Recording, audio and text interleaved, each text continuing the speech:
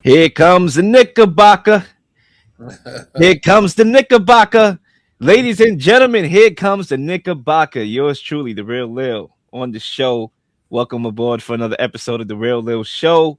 It's going down, just so you know. Say it ain't so, because it is so. Make sure you like and subscribe to the channel.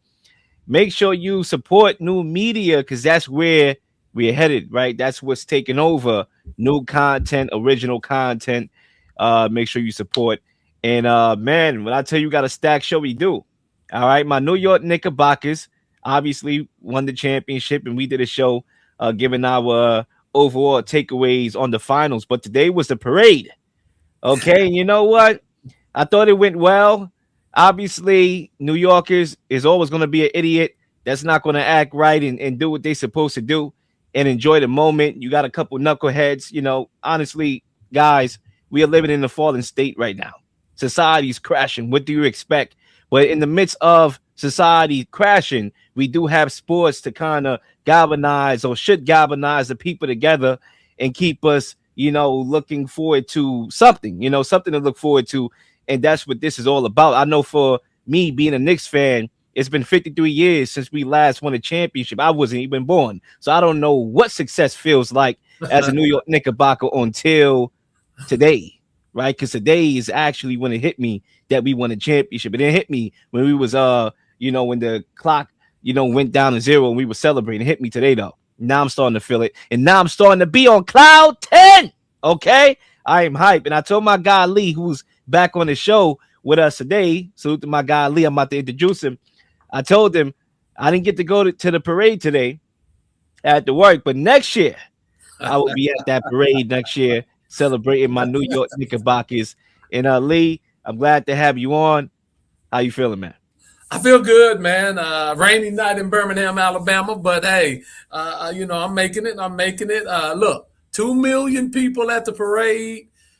A couple of knuckleheads, but nothing too outrageous. So nobody got blown up, right? Yeah, I'm gonna give the New York fans a thumbs up because it wasn't, you know, outlandish, over the top. I actually thought it was a great parade.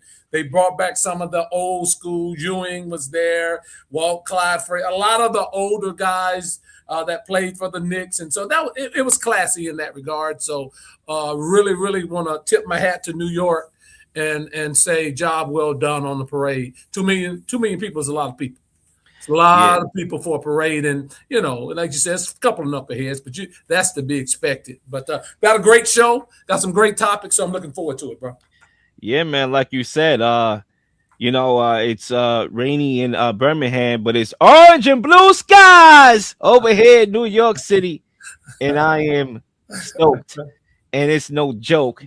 It's time for the Real Leel Show, and we are going to begin. Before we get to the Knicks, we're going to backtrack a little bit because there's a topic that's been burning over the last week or so. And with the finals, I've been caught up with that. But, you know, I realize that this is a significant topic that needs to be talked about. And it's Brenden Sorsby and the gambling scandal that's going on and taking college football by storm. And Lee, I want to get your thoughts on that situation. Obviously, he applies for the supplemental draft. And Lee, I got to be honest with you.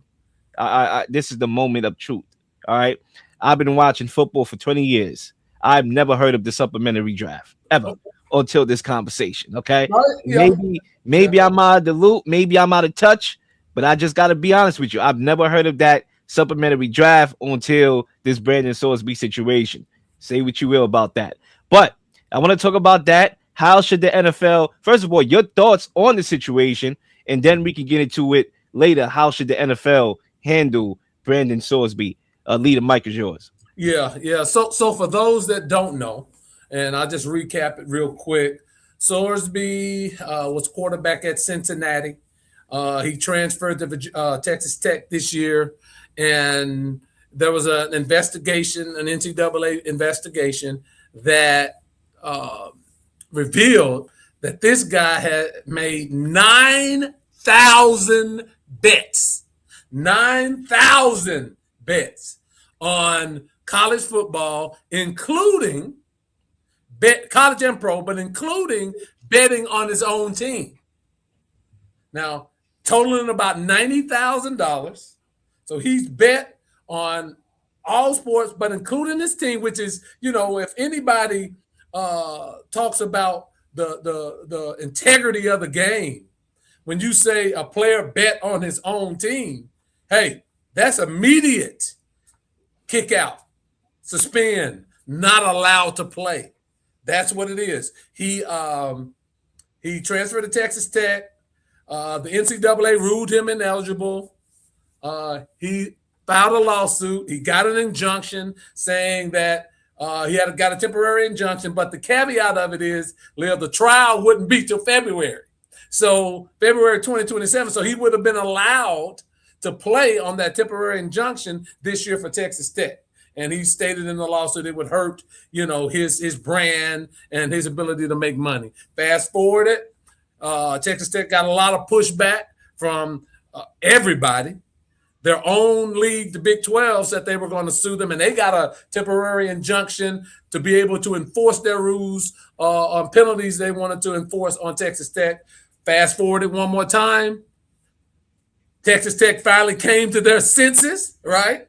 And told them, hey, that's too much heat. He applies to the supplemental draft. Now, Leel, I'm older than you, so I do know about the supplemental draft. And what they do is the NFL, if they see a talented player that's a draftable player, if he's ruled ineligible after the draft is over, they can have a supplemental draft. Terrell Pryor, the quarterback that used to play for Ohio State, was in a supplemental draft. And there's been some other players that have been in a supplemental draft. It's not very common, and they don't have it every year either, Leel. So they have it in special occasions, and this guy has applied for the NFL to be in a supplemental draft. They haven't approved it yet. But that's sort of the backdrop. And for those that didn't know, I thought it was important that we paint that picture. Now, first of all, you gambled on your own team. You gambled on sports on your own team. How can anyone now take this man seriously? You don't know if he could be bought. You don't know and we really don't know if he shaved points doing betting on his own team. We just know he placed the bets, and it's been proven that he placed it on his own team. So where does it stop?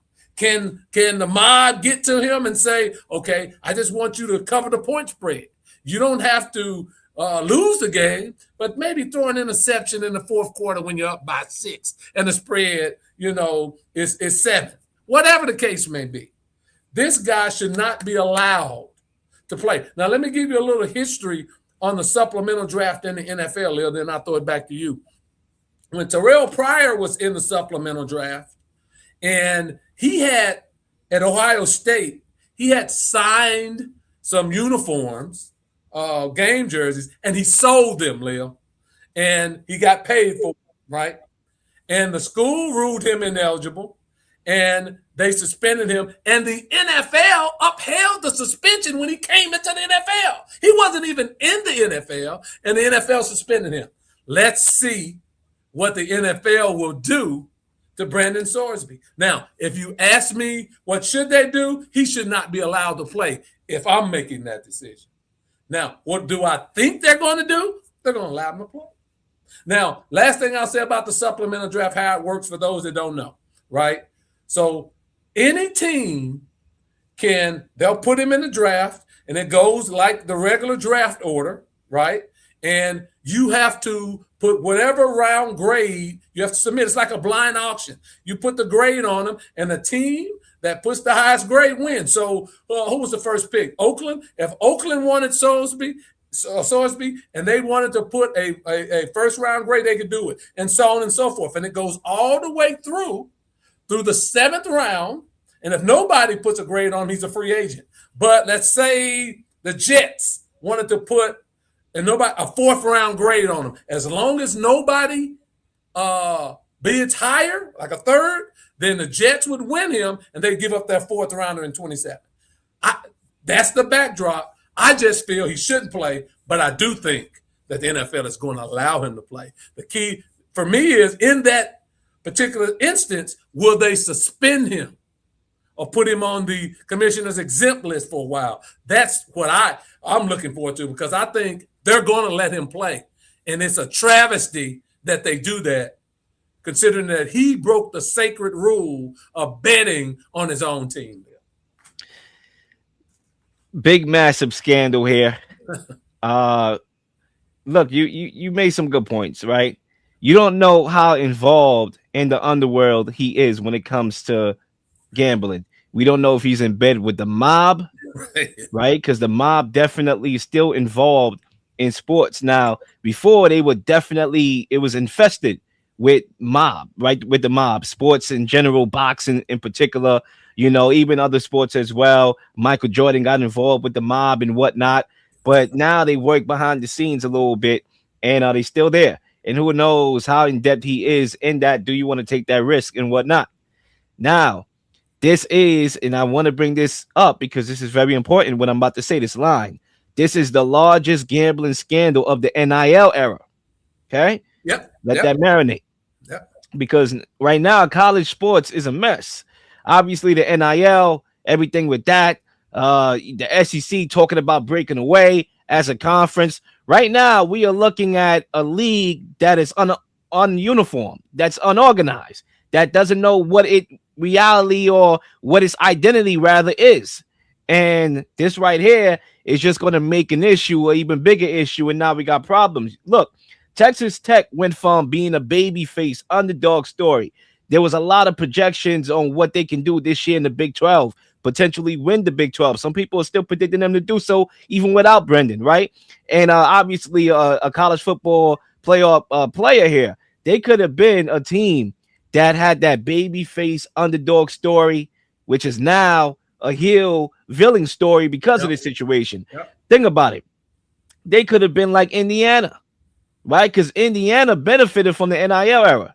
They had a history of losing, and they didn't have a history of winning at the highest level. But guess what? Because of the NIL, they were able to invest. They was able to be aggressive. And guess what? Because of that, in years past, in a previous college football, where you would have no shot to have the top recruits, where you have no shot to perform at the highest stage, at the highest level, they was able to take advantage of the NIL era and be able to win a championship and become a house of power name. Texas Tech was on that path to me, and now they just went from the team that the media likes, praises for what they was able to do out of nothing, to now becoming the villain because of their support of their quarterback, who was out here betting on not only college football, but the team as well, which is the cardinal sin that you don't break. These are the 10 commandments in football, in basketball, in sports in general. In any sport, yeah. In any sport. You don't bet on your teams or in the games that you play. That's the cardinal sin, and he broke it. Now, my problem, Lee, is that you have players who, I guess, they disagree with the direction of where the punishment is going. And guess what? They go to these judges, right, to get an injunction and whatnot, so they can get a sympathetic judge that's going to go against the NCAA and overrule them. Now that's the thing now. I don't like what the NCAA did or the punishment. So rather than me take accountability for my stupidity, I'm going to run to a sympathetic judge who probably is paid off, who knows, and try to get some sympathy and make him feel sorry for me and overrule the NCAA. So again, right now we are looking at a sport, at a league in general, that is ununiform, that's disorganized. And again, when you come back to the term of gambling, it's impacting sports, and we have to know that it will. There are players right now who are gambling. We just don't know about it yet. Yeah, very true. They're there. And the FBI is wiretapping their phones as we speak. De'Aaron Fox needs to be investigated right now. He's probably one of the people that was point shaving. Okay? Out here bricking shot after shot. It's happening, folks. Okay? My guy, Michael Francis, one of the old-time mob bosses, he said it on Vlad TV and all these other platforms that they are players right now point shaving. It's very easy. It's very easy, Leel. And it's access. That's the thing about it. The access has changed. Before you had to go to an actual bookie and place a bet physically. Now you got the mobile apps. Now it's highly accessible. Yeah. It's very easy. It's very easy. And when you look at these games, We're not, these mob bosses, they're not asking the player to throw the entire game. They're asking them to do this for the prop bets, to cover the spread. So it's a lot with the, like you said, with those apps and things. Now you can just win money off of these prop bets, right? Yep. And so it's like, it's so easy. Think about this. 4 players from Alabama State, they were indicted for potentially point shaving and throwing games at Alabama State. And this was a couple of weeks ago, and they were talking about how outrageous that was for them. They're being prosecuted. Well, what's any different than what Sorsby? Now, it hadn't been proven that Sorsby threw any games, but Leel, when you are in debt for 90 grand, right? And we don't know how much more money he was committed to. Anybody can get 9,000 bets. 9,000 bets. Listen, he's not a gambler. He is gambling, bro. Right. He's an addict. He's an addict. You know what I mean? And we know if you're an addict of anything, Leel, you can be swayed just like that. It's an addiction, we know, but you're an addict. And let me say this. Look, any type of disease, I'm sympathetic to, right? But, and I hope he gets the help that he needs. But that doesn't mean that we need to allow him to play football. You can give a person a second chance without saying you need to be on the football field. Give him a second chance in life, but not necessarily in the NFL, because what it looks like to me is he's getting rewarded for all the turmoil he caused at Texas Tech and the black eye, because it is a black eye on college football. Yep. For them to be going back, all you have to do is find a judge that maybe graduated from Texas Tech or have a kid at Texas Tech. They do it. Then, the Big 12 had to go find their own judge too to say they can adjudicate their own rules. That's why it ended up that he went to the supplemental draft, because that extra injunction was going to give them the ability to levy their sanctions. You see how messy this is? And it's not, and then everybody wants to put it back on the players. No, it's the administrators and the coaches that are messing up college sports. And guys like Sorsby, who throws all the rules out the window and do any damn thing they think they want to do. And this guy, he had reset the NIL market when he signed with Texas Tech in the transfer portal, $5 million. $5 million. Yeah, he was going to make good money. He was going to make big time money. And this is what he decides to do. Obviously, reminds me of the situation with the NBA, with that raid, with Terry Rozier and company. I mean, this is the reality. And you also got to blame how the leagues push it in front of people. Yeah. Right, is advertised. Yeah. Even when you're watching the game, you see it. Sports bookies or whatever, sports books and whatnot is there. So you can't bake your cake and eat it too.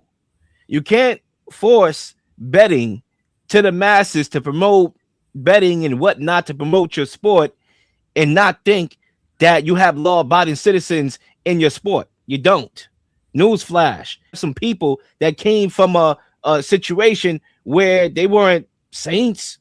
Now all these people went to Catholic school. Some people are from the hood. Some people, is into the street. But football and basketball is what got them out of it. But they still have the influence. They still have the environment.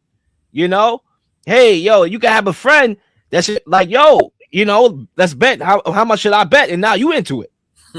Yeah. You think these guys don't have friends that's out here betting? And I'm not sitting here to say, let's throw a pity party for Sorsby. He's an idiot. 9,000 bets. Again, he's not a gambler. He's Mr. Gambling. Okay? Gambling is gambling on him at this point. It's that bad. But look, to answer the question, what should the NFL do? I do think you make some valid points, and I do think they should ban him from the league. I'm not opposed to a suspension. I think that's the likelihood of what's going to happen here. And, I could be fine with that. Some people say I come on hard on people. It is what it is. But one thing I don't have a tolerance for is BS. And this right here is BS.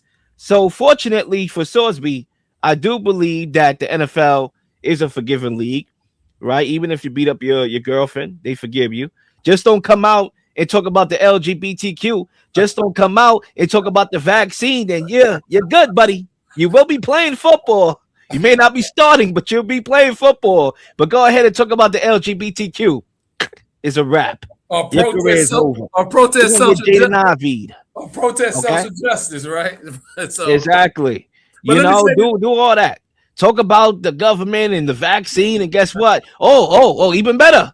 Talk about a particular people that I'm not gonna say. We know they start with a J. Just leave it like that. And it's not Jaleel. All right, talk about them. Say something about them. Criticize them. Guess what? You're done. yeah. But betting, sports betting, nah, you're good. Just don't do it in the NFL though, because they will give you the hammer. All right, they'll let you in. But you saw what they did to Calvin Ridley. A whole year suspension. Took a big chunk of that brother's career. And he was at the highest point of his career at that point. He never been the same since. He's okay, but he's definitely not the Calvin Ridley that I knew before. He only placed like 4 or 5 bets. He only placed 4 or 5 bets. Yeah. And this right here is 9,000. Yeah, they said he did it from the facility, but 4 or 5 bets. The other thing I wanted to say before we move on is, Leo, how could any player that plays with Sorsby, if he's in the game and he has a bad game, the thought's going to come up into your brain. Yeah. Is this guy on the up and up? Is he throwing the game? Yeah. You've seen the movie The Longest Yard? Mm-hmm. With it was really originally with Burt Reynolds, but then Adam Sandler redid it. And when they called him Superstar, that he was throwing the game again because that's why he went to prison. This is the same thing. How could your players trust you? And how could fans trust you when you have a bad game and they say, how can he make that throw? You have to come down hard on this guy. You can't make an excuse like Sam Darnold and say you seeing ghosts. That ain't gonna fly, buddy. You ain't seeing ghosts. You seeing bookies. That's what you seeing. You have to come down hard on him, and I think they're gonna let him in the league. Me knowing and having watched football for 40 years, they're gonna let him in, but at least come down hard on him. Hard to make him go through several hoops before he can play. If you just allow him to go in the supplemental draft's not going to be to July, so he's not going to affect anybody's team this year. But if you don't penalize him, look at what that says about the NFL. So that'd be my last. Are you surprised? I don't think you are or should be, but hey, this is your opinion. Are you surprised the way how Texas Tech fully backed Sorsby onto the last second? No, because Texas Tech is now being ran by that billionaire alumnus who is pumping all that money in to all of Texas Tech sports. You look at Texas Tech football, basketball, the women's basketball. He's pumping a lot of money into that program, and that's the other drawback of NIL. Well, not necessarily NIL, but the collectives that form for college sports. He's putting tens of millions of dollars into that program, and you hit it on the head. What really was a Cinderella darling story, now they're the most hated team in college sports. Just like that. All of their sports. And Sorsby gets to cut bait and jump ship. Yeah. He gets to cut bait, jump ship, go to the supplementary draft, and leave a burning ship, basically. Yeah, because leave all the PR and all that to Texas Tech. Well, they forced him to do that. Because because the water was boiling hot, they forced him to do that. But it doesn't even matter now because every team and every coach and every GM and everybody hates Texas Tech now. They are a marked team, and they're going to be the villains for this year and years to come. I agree. Thanks to Sorsby, who was gambling from rambling, literally. And Lee, before we move on from this topic, obviously we both don't believe he should be in the NFL, but assuming that the NFL is what we know it to be, which is a forgiving league for people who don't come against the LGBTQ and the vaccinations and the J word people, right? Assuming that he's going to be forgave, and he is drafted, which teams or team you think should at least consider it, despite all the things that come with it?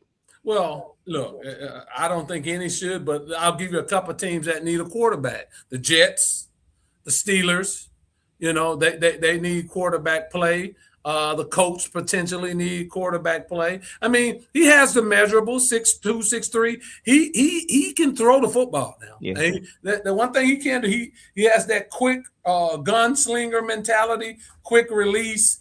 He's a talented kid. I don't think he's as talented as some of these people are trying to make him out to be. They kind of want to pump him up a little bit, but he's a quarterback that would have gotten drafted in this past draft. I could say that. I don't think he's a first-round talent, as people are trying to make him. But, the Jets, like I said, the Steelers need to try to find some type of replacement for Aaron Rodgers, right?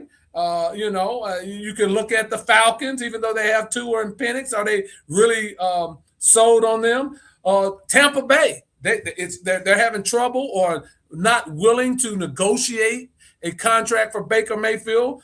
That's another team that you may want to look at. So there are teams that might possibly give a third rounder, fourth rounder for him. I don't think anyone will give up a first or second, but maybe a third or a fourth rounder in the supplemental draft. So there's if the league doesn't suspend him, or if the league doesn't come out and say he has to serve a suspension, there'll be some teams that bid on him. Absolutely. Look, I think you look at Sorsby, you mentioned it, the arm strength, the mobility. Those are NFL traits. Yeah. Now, whether it's first round or whether it's starting traits or whatnot, is NFL traits, meaning that to some capacity, despite what we know, he has the talent to be on a roster. Yeah. In the NFL. And I think for me, the best situation for him is a proven franchise, a stable franchise with proven player development on and off the field. Right now, we have a different situation here. He can't just go anywhere. Not only because we need a quarterback. So the Browns, nah. No. Okay? No. Absolutely not. Not with that franchise history. Not with Deshaun Watson over there and everything with Shador Sanders. No. Keep him away. He needs to go to a stable franchise that's proven that they can take players from previous situations. Maybe they lost a job. Maybe they, the quarterback had off the field antics, ally Tampa Bay with Baker Mayfield. Arizona Cardinals come to mind. Cardinals come to mind. Even the Buccaneers come to mind, not because we need him to start, but, that's a situation with Jason Light. I trust over there. They have a good track record of just having a good atmosphere, good culture. Obviously, Baker Mayfield was a questionable character at one point in his career. Obviously, now he's straight with the media. But the teams that really stick out to me is three teams: the Steelers, the Vikings, and the Jets. The Steelers, because obviously they need a life beyond Aaron Rodgers. This is his last dance year. Why not back up one of the greatest quarterbacks of all time and learn a nugget or two before he makes it do what it do in retirement? Why not, right? Mike McCarthy has proven to be a coach that could develop quarterbacks to a certain extent. He has a simple offense that, is easily functionable. The Vikings, what happens with JJ McCarthy if he loses the job, right? Things will get murky. Maybe you got to move on from him. Well, Sorsby could be a good backup, right?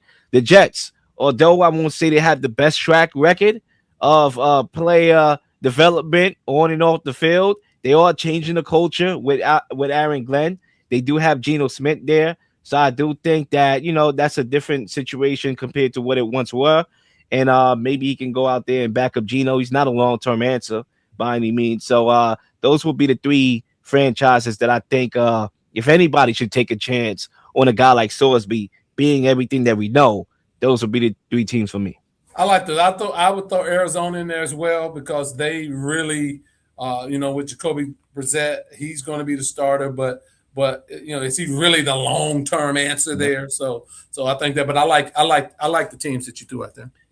Arizona is good too. But anyway, we'll see what happens and how the NFL lays down the law. If they do, we'll see. But I'll tell you one thing, college sports right now is definitely a mess, and we'll see that things continue to unfold. And maybe this is why Nick Saban said, you know what? It's time for me to go to Old Country Road and pack it up. Take me home, old country road. All right. Sports, politics, conspiracy theories. We are here to give you our unique perspectives on things happening in the world. It's the one and only, The Real Leel on The Real Leel Show.